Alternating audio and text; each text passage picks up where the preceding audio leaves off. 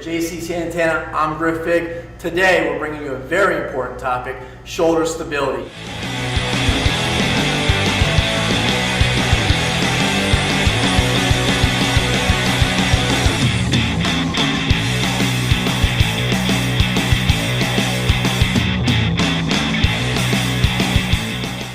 Get the injury before it happens so you don't have to rehab. That's the key. That's what you're going to see today. Check us out, IHP Swim. IHP Swim is back, bringing you its second DVD today with JC Santana. I'm Griff Fig. Today we're bringing you a very important topic, shoulder stability, which is so important. Our number one goal is always injury prevention. Absolutely, and the shoulder seems to be probably the most complicated joint in the human body. It's used in just about every sport, and of course swimming really puts a huge demand on the shoulder joint, and making sure that it's stable is of primary importance for all athletes in the pool. And now, one of the things that we have to understand is that when we start generating forces and we have that shoulder mobility that we need in swimming, it's anchored to the spine through that huge lat.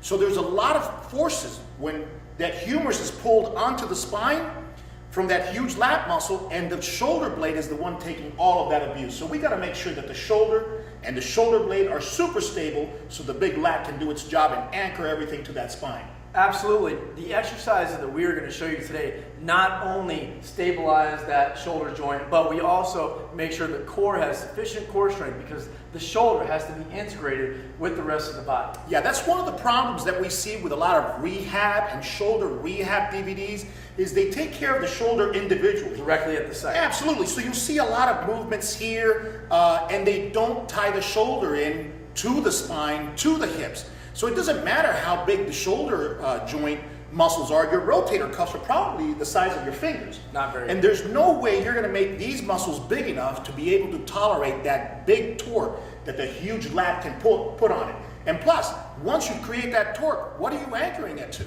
The spine and the pelvis joints. So any great shoulder rehabilitation DVD will always integrate the shoulder with the core.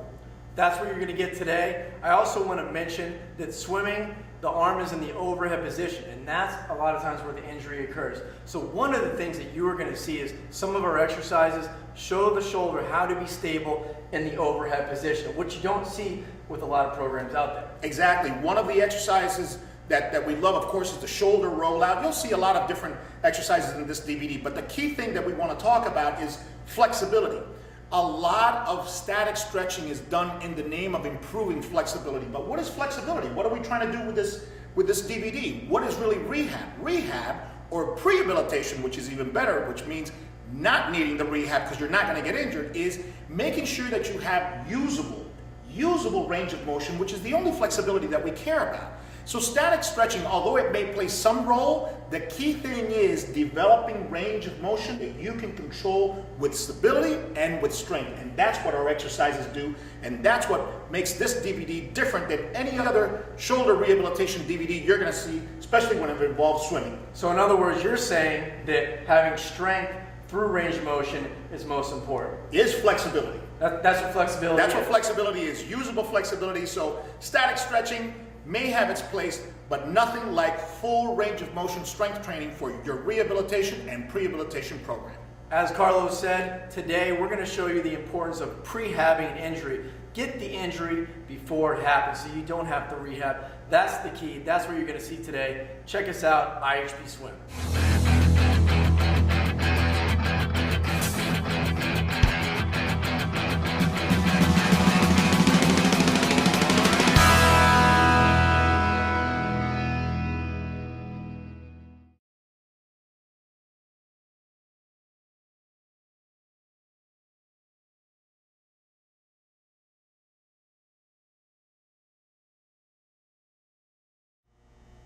Our first exercise in the bodyweight section is one of our favorite, and is one of the exercises in the LAPS DVD, the T-stay push-up, man. I mean, we've been doing this exercise forever. Why do you like the exercise so much? Well, like we said in our previous DVD, this is our 3-for-1.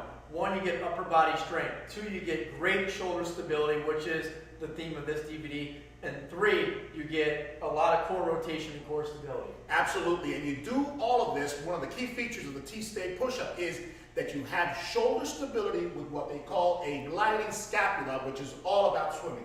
You want to show them a couple of progressions? Check it out. One of the great things about this exercise is you don't even have to do a push-up. A beginning progression that we love is the T-roll. Basically, you're doing the movement without a push-up. I'll show you how you do it right here. He gets into a plank, so right now we've integrated the core with the shoulder joint here, and now he moves as a whole unit. Notice he's not leading with his hips. He moves as a totem pole. Boom. Perfect. That shoulder gets jammed in, and of course its stability is what is going to allow this movement to occur without any impingement. Then from there, you can drop it into like a quarter push-up for those who can do just a quarter push-up. Boom. Come out. And roll. Of course, little push-up like this, and the key thing is roll as a unit. And then for those more advanced, full push-up and come out of it dynamically and roll, bam. Okay? Notice one of the great things about it is not only core, abduction at the hip. This is a toenail to fingernail exercise. That's why it's one of our favorites. Great job, Cliff. Thanks. One of the things that you will see in swimming is when people swim, you'll see the hips sway back and forth. Why does that happen? Because of the disconnect and the core stiffness between the shoulders and the hips. This exercise right here forces you to have that stiffness. That's why you see my hips and my shoulders rotate together, just like you see in swimming. Next exercise in our bodyweight section is the inchworm. I love the bodyweight section because, well, you need no equipment at all. This exercise right here can take it to a whole nother level. Of course, we have all the different progressions for all the different levels. What do you think about this exercise? This exercise is a monster. It can be very, very easy. You'll see the different progressions that we have. But when I tell you that this is done, when done at the elite level, this is a true monster, and only our elite athletes can master the elite progression that you're going to see this young man go off and do. So let's show him the inchworm. Hey, I'm going to give it my best shot. Check it out. All right, the first progression that we're going to show you with the inchworm will take you out into the plank position. All right, we've shown how we get started. We get started almost like the starter block, but kind of like in a bear position, and you start walking out. So right off the bat, you have good hamstring and back flexibility. Here's the beginning progression, and it's a plank position, and then he's going to walk it back with his hands. And you can see he's kind of inchworming his way back. All right, now he's going to go into the advanced progression, and of course the intermediate progressions are sections in between the beginning and advanced. Notice how far he's coming out. It is imperative that no pressure be felt on the lower back, and you stay as flat as possible. You can see all this walking is incredible shoulder flexibility of varying angles. Perfect. And there you have the inchworm. You have the beginning progression to the plank, the advanced progression all the way laid out. The progression that Griff did was the progression that just moves the hands. We also have the progression that moves the feet. So he walks out with his hands and walks up with his feet and back with his feet. You want to show him one of those? You think you've got it in you? I got one more in me. All right, here we go. This is a different type of inchworm where he's going to walk out with his hands all the way to the outside as far as you can go with no pressure on the lower back. Perfect. And now he's going to walk it nice and slow with his feet. You can see he's staying on the balls of his feet as much as the hamstring can take, and then he walks back with the feet. Come on, Griff, I believe in you, baby. That's tough stuff. And then he's going to walk it back with his hands. Here we go. Woo! And he'll tell you, you can hear him breathing. This is heavy, heavy, heavy stuff. Great job. Man, Carlos, that's challenging stuff. And what I love about it is not only how it attacks the front of the core, but the stability and the strength that I get in the overhead position. That's exactly what we see in swimming. Although I'm out of breath, that was fun. The first two exercises stabilize the shoulders from the front, anteriorly, all right? So we were pushing out here, holding the plank and the inchworm. These next two exercises are going to go posteriorly. So we have the Superman Y's, T's, and I's. This is an easy exercise done on the floor Griff is going to show you how to do them. But what I like about this exercise is that it integrates the shoulder with the erectors to maintain that line that's so important in swimming. As we discussed previously in the DVD, integrating the shoulder with the rest of the body, That's key. and this portion, the back of the core, which play a huge role in your short access strokes, butterfly and breaststroke. So we're getting specific and we're attacking the shoulder. This is a fundamental exercise we do with all of our swimmers here at IHP Swim. Here we go, we got our bodyweight version of the Superman, eyes wide and tees. I'm gonna show you guys how we get it done. All right, as you can see, the first thing he's going to do is retract the scapula. That's key. Bring the scapulas back and down, erect the entire body, fire the paraspinals, glute, hamstrings, and then here he goes. Holding that retracted position, he's going to be coming up right there, maintaining his line. This is an excellent, what we call posterior chain exercise, phenomenal for the back. Excellent job. Now, for the T's, that was the Y's, he's going to do exactly that. So he gets into a T position, does the same thing. Before he even starts, he has to retract the scapula. That means bring them together and bring them down. From that position, now he elevates his hands while he is erecting the entire body. Excellent. And now, last but not least, the eyes, okay? During all these exercises, try to keep your thumbs up. Same thing. Squeeze the shoulder blades together and bring them down, and from there, you move. Again, he's integrating the scapula with the entire erector spinae group, and of course the glutes and hamstrings. All together, just like you swim. Great job, Griff. Now that one was a little bit easier than the inchworm, Yeah. but it's certainly very effective. Definitely something we recommend for all of our swimmers. Right here, we're bringing you an advanced exercise right here. Yeah. This one is fun, very cool, and it challenges the core, it challenges the shoulder, and it's something you probably have not seen before. Yeah, this is one of my favorites because not only does it tackle the back on one side of the body, it tackles the back on one side of the body while it's hitting the front on the other side of the body. And the only way to do that is to do this, the X factor. Cross the body from left hip to right shoulder and from the right shoulder to the left hip. Let's show them the unilateral plank Superman. All right, the first thing we got to do is get into a plank position. And we can get into a plank position in two different ways. All right, you can have an arm base or you can go to an elbow base. So if you have a wrist injury, feel free to go to the elbow. If you're on a hard surface and the elbow hurts, use the arm. So you have different variations. But we're going to use the hand variation here. 3-point plank, wide foot position, or a little bit wider than shoulder. One arm stability, and boom, here we go. 1, 2, that is your Y. Here is your T. Okay? And here is your I. And this is your one arm plank unilateral Superman. All right? Superman is this position.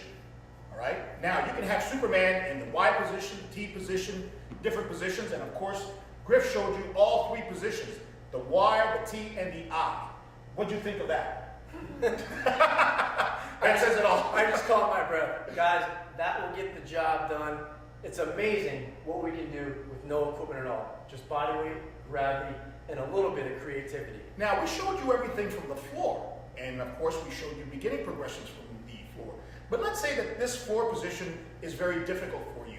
You can use the back of a couch. You can use a stool. You can use a park bench. You can elevate the push-up or any of those positions to reduce the weight that your shoulder's taking. So there's no excuses as to why you can't do these exercises. You should be able to do these exercises anywhere, in a park, in a hotel room, or on pool deck.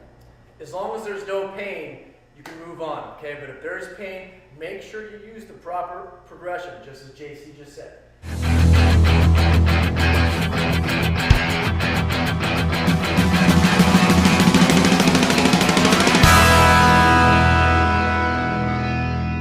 Now we come to the dumbbell section of this DVD, and which shows light dumbbell exercises. Of course, everybody knows that you can do bench presses, overhead pressing, and rows, and all that good stuff.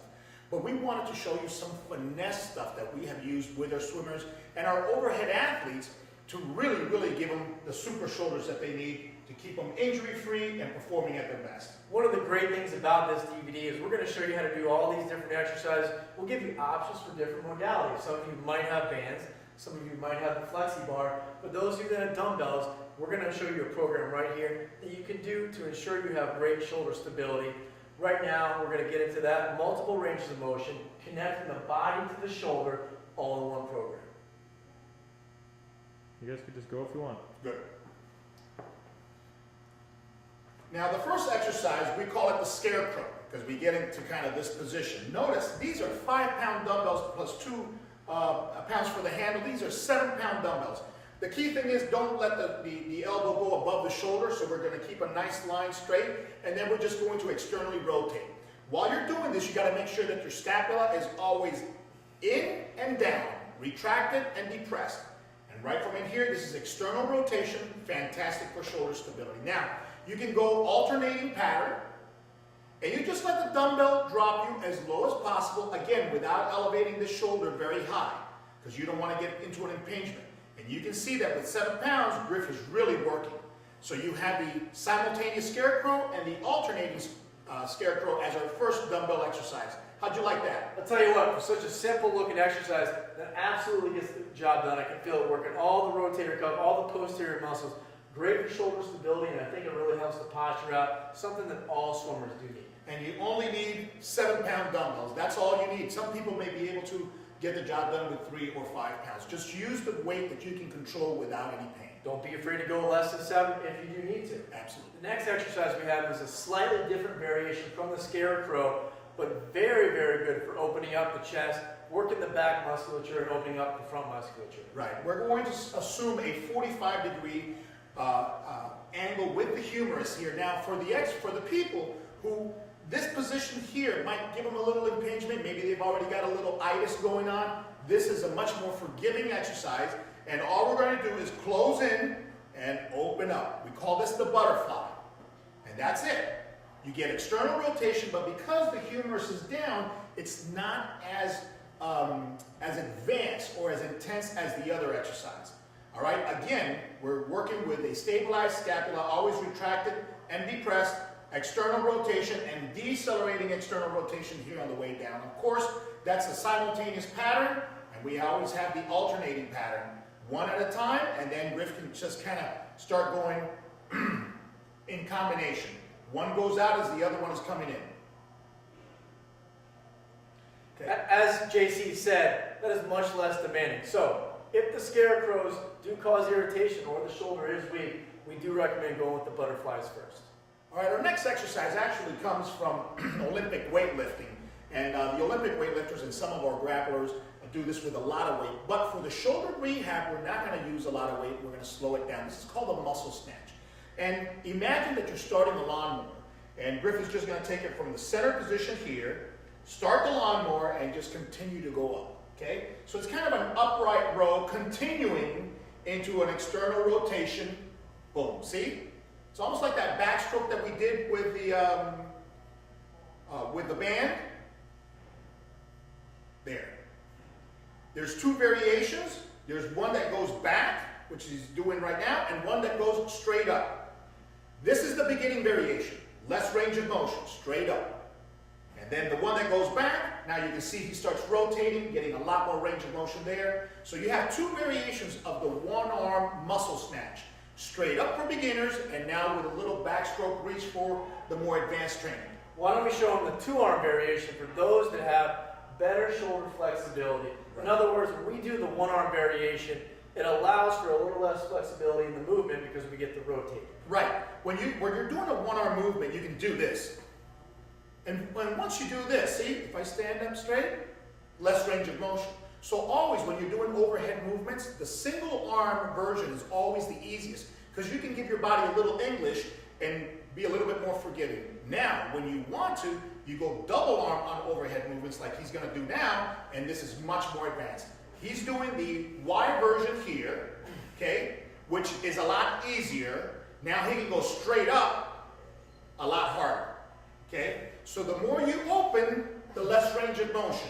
The straighter you go up, the more range of motion. So you can attenuate this exercise and open up or come above, depending on your range of motion and how much shoulder stability you have coming into the exercise. Next, we have the one-arm diagonal chop, one of our personal favorites here, because not only do we get the arm in the overhead position where the shoulder needs to be very stable and strong, but we do rotate through the core in the diagonal pattern, which is very important in swimming. In other words, we're connecting the shoulder to the opposite hip.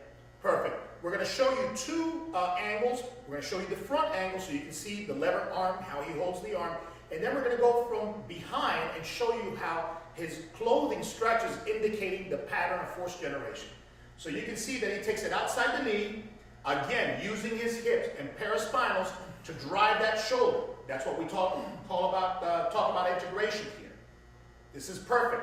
Not only is the posterior chain accelerating, the anterior portion of that shoulder is opening up and learning how to decelerate. So you really have dynamic external rotation here with the assistance of the rest of the body.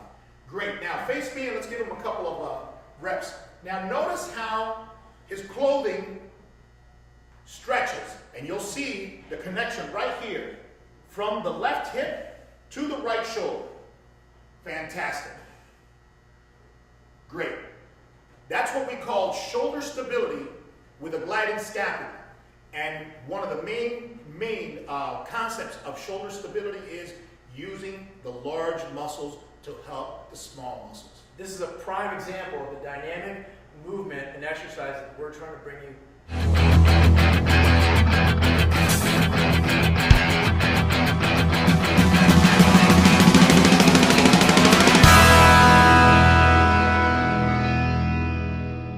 Bands are one of the most user-friendly pieces of equipment for swimmers because you can take them anywhere with you. They fit in your swim bag. If you're going on a travel meet, you can take them with you there. They're very safe, they're very, very inexpensive, and these are some of the most popular bands that we have are the JC Predator bands. Especially, we like the purple color. The purple resistance is great because when you have 3 bands, it provides a significant amount of resistance for good strength work. Also, for the more delicate exercises.